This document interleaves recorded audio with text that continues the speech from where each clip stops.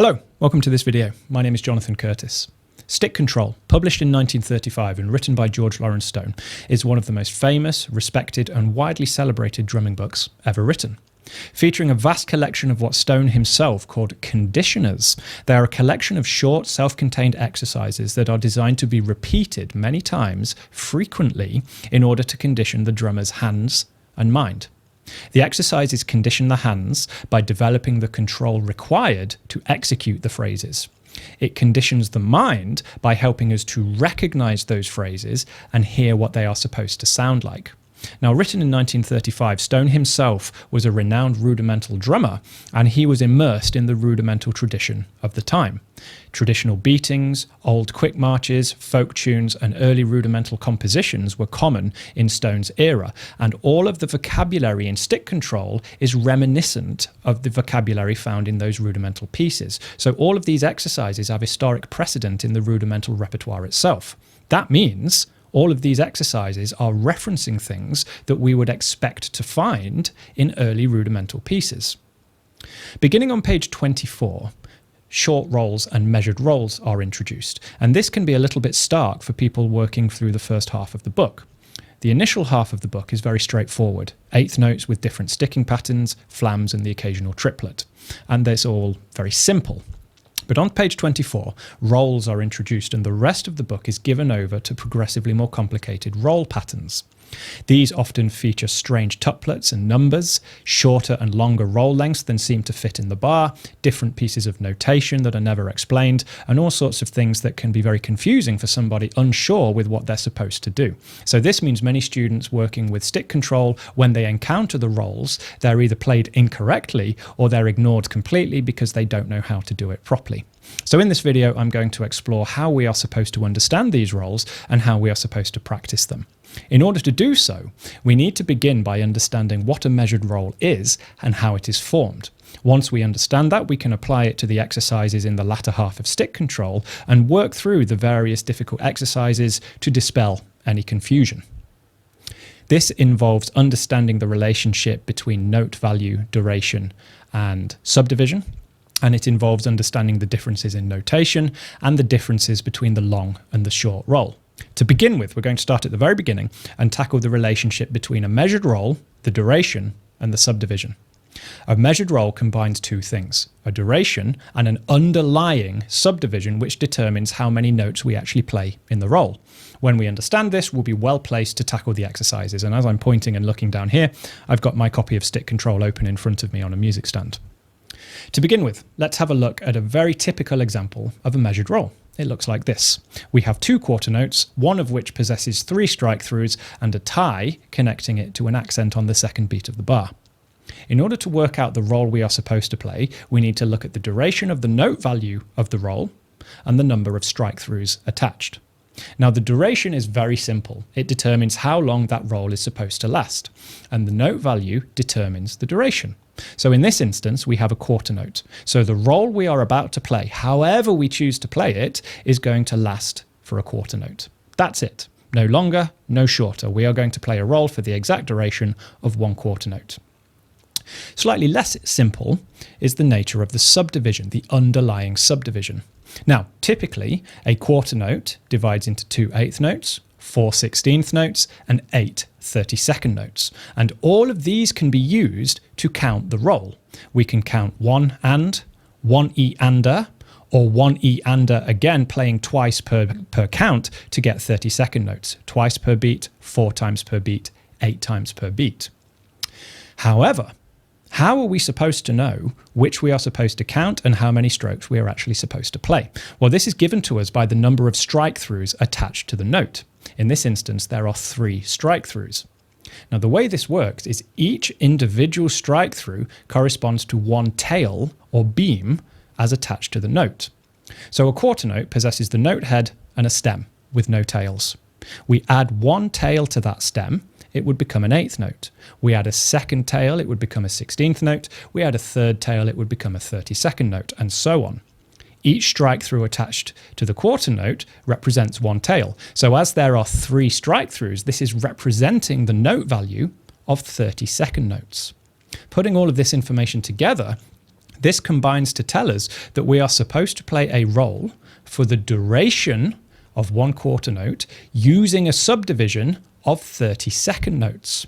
So as we stated earlier, in a quarter note, there are 2 eighth notes, 4 16th notes, and 8 30-second notes. As this is determining 8 30-second notes, that is what we are supposed to play within the duration of our quarter note.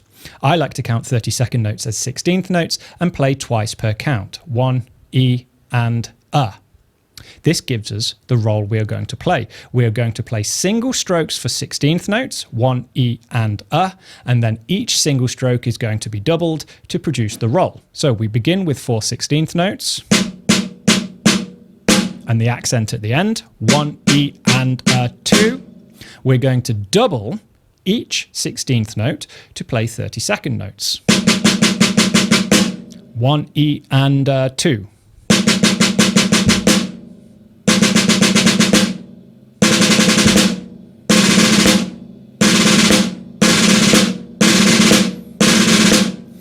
And we have our traditional 9-stroke roll. We have the 8 strokes of the roll itself, followed by the 9th stroke accent on the second beat of the bar.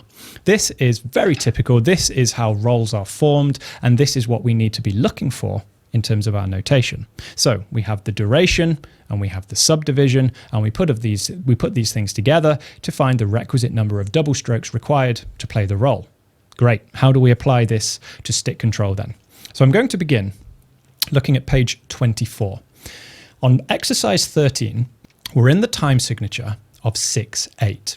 Now, I won't go too deeply into this, but 6/8 comprises 2 beats to the bar, each containing 3 eighth notes. 1, 2, 3, 4, 5, 6. 1, 2, 3, 4, 5, 6.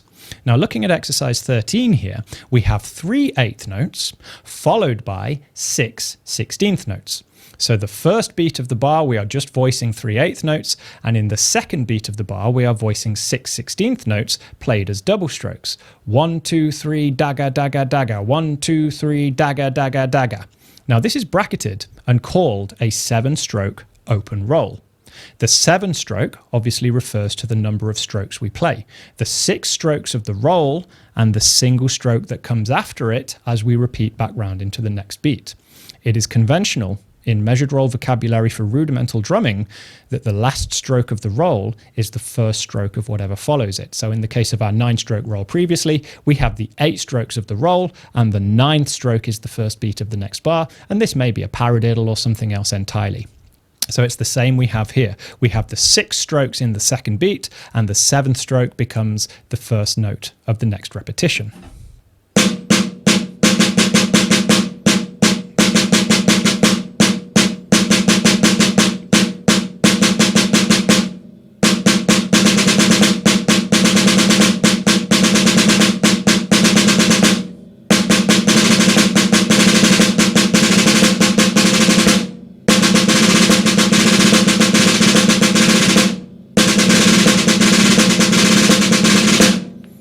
And there we have the exercise as intended by Stone. Nice and straightforward. There isn't even any roll notation here, incidentally. They are just 6 16th notes presented, so it's nice and simple for us to understand what's happening.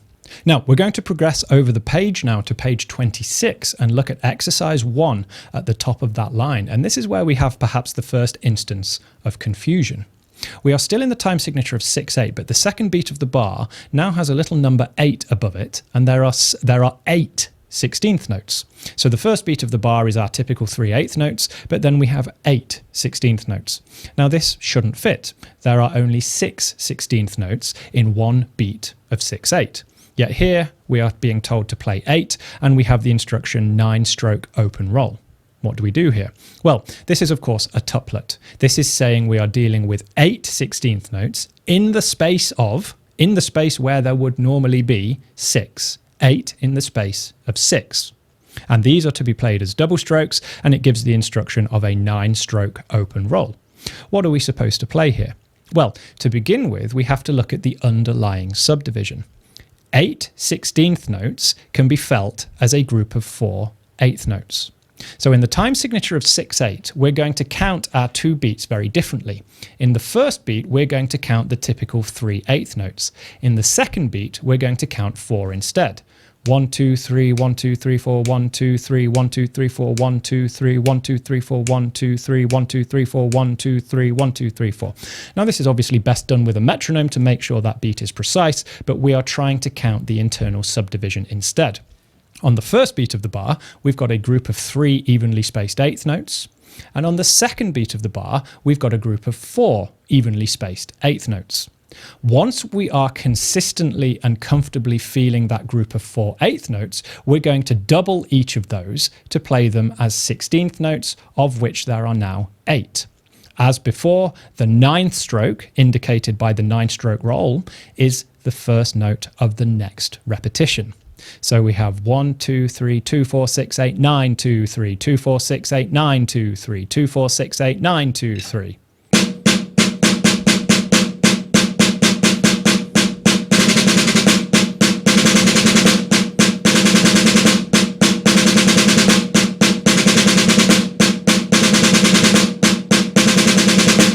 And there is our short roll in 6/8, a little bit faster, and we start to hear the effect.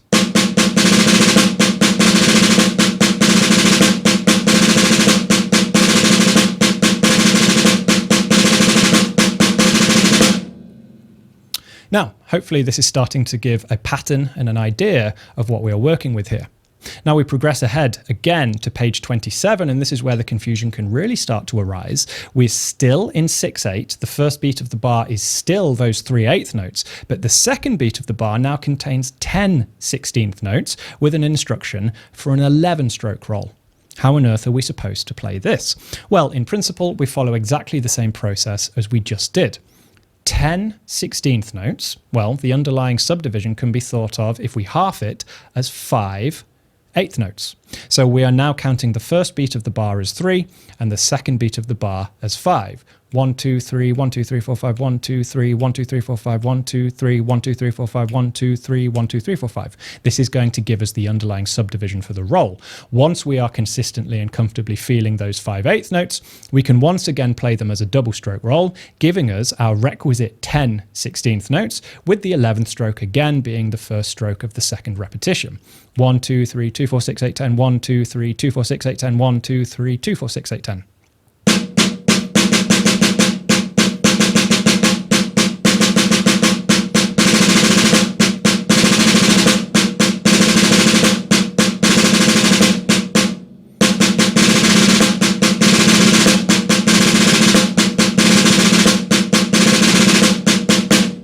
And there is our short roll, exercise 1 from page 27. We have a group of 10 16th notes forming an 11-stroke roll in the time signature of 6/8. This comes down to feeling and understanding the underlying subdivision. Okay, now we're going to jump ahead to page 40 and the first of the short roll progression studies. We are back in the time signature of 4/4 now with a cut common time feel, so we're dealing with 2 eighth notes per beat, and we encounter another one of these rolls with an unusual subdivision. Now the first part of the progression features 4 eighth notes followed by 6 eighth notes as an eighth note sextuplet, a group of 4 and a group of 6. Because we are in cut common time, we're feeling each of those as one beat of the bar. So we're going to count a group of 4 followed by a group of 6. 1, 2, 3, 4, 1, 2, 3, 4, 5, 6, 1, 2, 3, 4, 1, 2, 3, 4, 5, 6, 1, 2, 3, 4, 1, 2, 3, 4, 5, 6, 1, 2, 3, 4, 1, 2, 3, 4, 5, 6. As we look down at the second progression, exercise 9, as we would expect now, those 6 eighth notes have been doubled to become 12 16th notes. And we have another bracket telling us this is a 13-stroke open roll. We have the 12 strokes of the 16th notes, with the 13th stroke being the first note of the second repetition. So as we did previously, we need to progress through our counting, a 4 and then a 6. Once we can feel that, we can double it. 1, 2, 3, 4, 1, 2, 3, 4, 5, 6. 1, 2, 3, 4, 1, 2, 3, 4, 5, 6.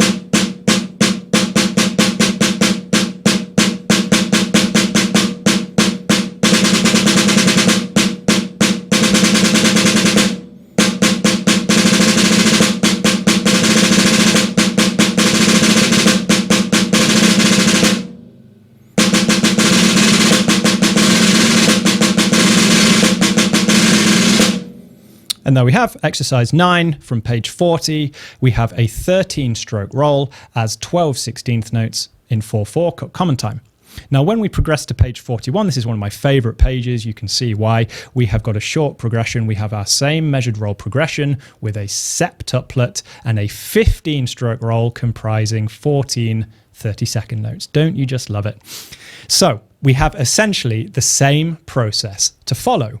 We have a group of 4 in the first beat and a group of 7 in the second beat. 1, 2, 3, 4, 1, 2, 3, 4, 5, 6, 7, 1, 2, 3, 4, 1, 2, 3, 4, 5, 6, 7, 1, 2, 3, 4, 1, 2, 3, 4, 5, 6, 7. Once we are comfortable feeling that 7, we can double it to create our 15-stroke roll, which, of course, is the 14 strokes of the roll, with the 15th stroke being the first note of the next repetition.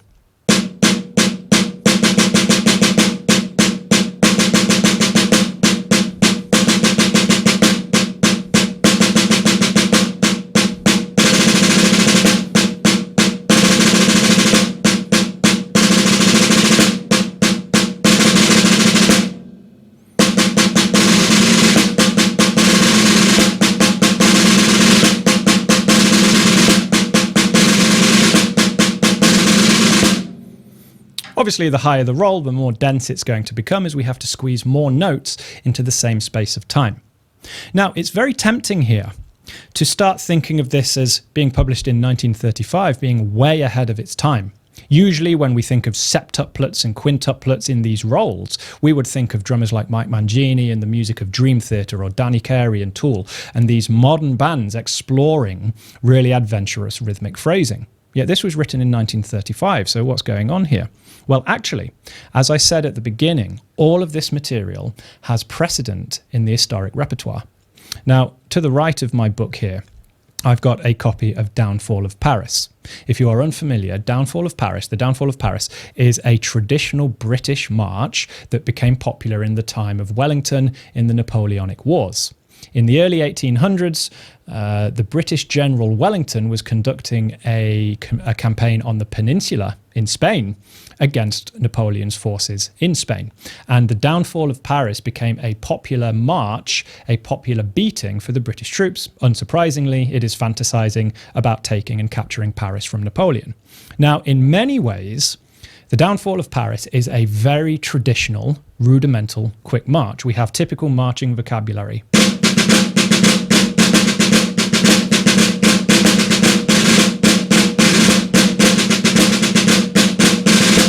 Etc. But when we get down to bar number 18 in the second section, we have something that is suddenly very reminiscent of Stone's stick control studies here. In the 18th bar, we have an 8th note accent followed by a dotted quarter note roll with 3 strike-throughs. Now, typically, if we do the maths, we would expect a dotted quarter note roll to be a 13-stroke roll. A dotted quarter note is 3 8th notes, which is 6 16th notes, which is 12 32nd notes. The 13th stroke would be the accent on the first note of the second repetition. So we would expect this.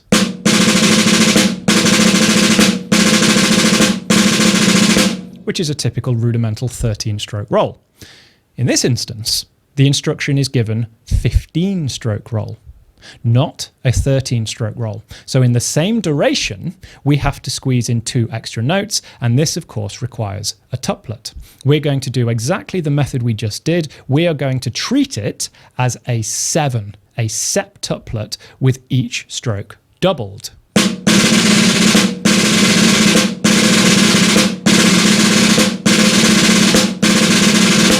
And there is our 15-stroke roll as intended in the Downfall of Paris. Now, there are a few really interesting things to say here. First of all, John Pratt addresses this in some of his later works where he uses what he calls squeezed rolls or crushed rolls here. And he says they are not to be treated as metrically precise. In other words, he would push back against me defining them as tuplets because he said this is not the way they were intended. Instead, they are there to invoke a certain feel that was popular in what he called the ancient rudimental fife, the drumming and fife cores. Now, it's unclear precisely what he's referring to there, but he's basically saying there is a long history of a very specific feel in the rolls that sort of squeezes in extra notes. as we get to George Lawrence Stone, in stick control, he is choosing septuplets to demonstrate how we can develop that feel. So even though Pratt is arguing it's not metrically a precise septuplet, in Stone, in stick control, we actually find quintuplets or septuplets or sextuplets to help us develop that feel. Nevertheless, it's important to understand a little bit of the historic context here. We're going back 200 years. The downfall of Paris was popular in the early 1800s. So over 200 years ago, we've got drummers squeezing groups of 7 where they don't naturally fit. So we actually see this very highly refined and developed sense of rhythm, even in drumming of 200 years ago.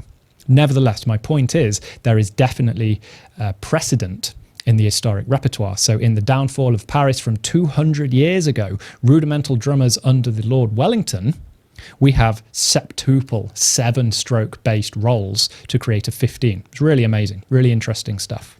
Now, the final point of confusion is to do with the exercises where the last note has been cut off and there is no tie on the roll. So to explore this, we're going to go back to pages 24 and 25 and the short roll studies in 6/8. Now, the right-hand column of both pages features rolls where the last 16th note has been cut off, and in the case of the closed roll traditional notation, the tie has disappeared. So what's going on here? Well, there is a particular convention that is unique to the American tradition of Stone's time, where rolls that were not tied to the note that follows them do not connect to that note.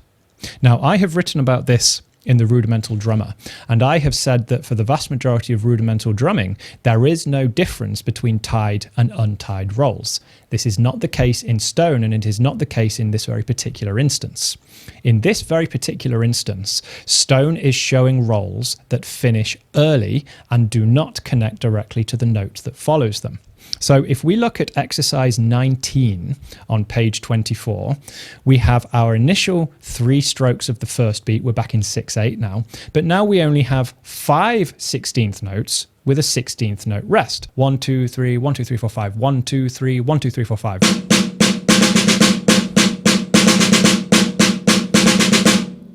When we speed this up, we will hear a subtle pause where the roll doesn't seem to connect to the note.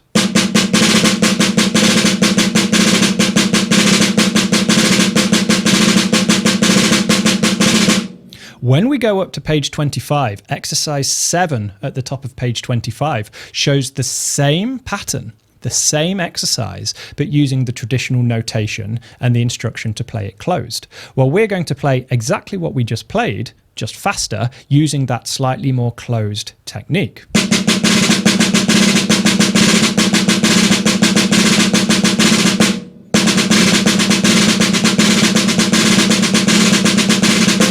And there's our exercise 7 using a 5-stroke closed roll, which here is shown with the tie missing from the notation. Now that's a very subtle difference, but the name of the game is, after all, stick control. We are trying to develop our ability to execute these phrases and to recognize them. Now the really interesting thing here, and Stone was very aware of this, is that that instance of untied rolls does not appear anywhere in the American traditional repertoire. Despite it being a uniquely American idea that ties do not connect the rolls to the notes that follow, there's no precedent for it. I can't find it anywhere, and I have done an awful lot of research for this book and in my own studying. There is no instance that I can find in traditional rudimental repertoire of untied measured rolls that would be played in that manner. Yet they clearly exist because Stone is referencing them here nearly 100 years ago. So we need to practice it in the manner it is meant. This is designed to increase our stick control and to help us play the precise number of strokes in the precise manner that they are intended. So I will leave that there for today. I hope this has helped clear up some of the confusion for some of the exercises in stick control. If you are interested in this material and you would like to read more, my book, The Rudimental Drummer, is available now and is one of the most in-depth and comprehensive analyses and explorations of the rudimental drumming systems and traditions and concepts and vocabulary that is available anywhere today. It is available physically, digitally, and on Kindle. I would love for you to explore it. Check out my website, jonathancurtis.co.uk, if you would like to read more. It's available on Amazon, available on Kindle, available digitally. And please say hello, get in touch, send me your questions, your feedback, and I hope this has been helpful for some of you. So best of luck with your practice. Thank you very much.